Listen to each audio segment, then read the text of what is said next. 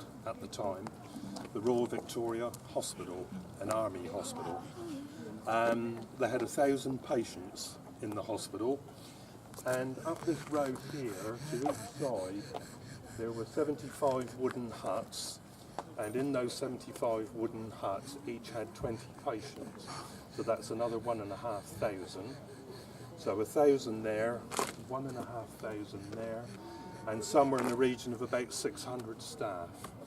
And this area, walking down through here and here, you can see the sign Piccadilly. Obviously it's not an original sign, but this area was named Piccadilly by the troops in the First World War, because it was sort of like at the crossroads between the main hospital, the hutted hospital, the railway was along there, and the hospital's own railway station where the ambulance trains came in.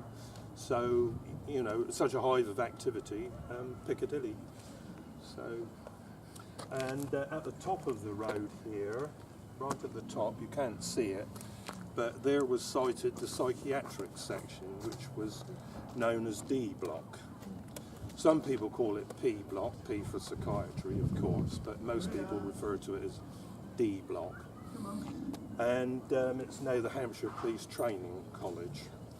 Part of the psychiatric section is still there, but that's a building called Victoria House. There was another building there called Albert House, but that's long been demolished. And around the psychiatric section there was a 10-foot high wall to keep people in, not to keep people out. And a lot of that wall is still in existence, and if you were to walk up there, or any of these paths which go off to the left, you sooner or later you'll come across this great big huge high wall. And these huts were what we called the Red Cross Hutted Hospital. So just here there was an entrance. There are some photos either in the cafe or on the hoardings across there by the chapel. One side of the hoardings, down the right hand side, there's all sorts of photographs that you can look at. I mean, I can take you over there when we finished and sort of talk you through them if you like. Okay.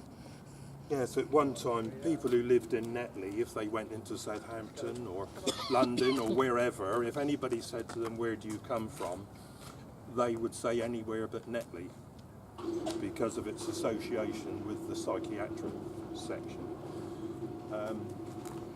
Wilfred Owen, the First World War poet, he was here for a few days.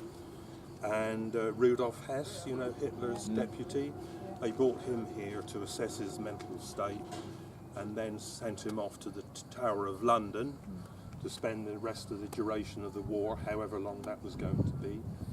And then at the end of the war they gave him a free transfer to Spandau Prison on the continent. Okay, we'll make a move now. We'll carry on up this road. I will point out to you the rough sort of area, vague area, where the hospital stables used to be sited, because of course Victorian times it was all horse-drawn. And one day when the chapel was open, a lady came into the chapel and she had a photograph, and it was a patient who was learning the art of how to walk again, recovering from his wounds.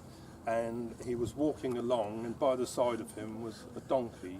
So he's walking along, and if he needed support, he went like that, and the donkey held him upright, which I thought was quite sort of interesting and poignant, you know. Okay, well let's go.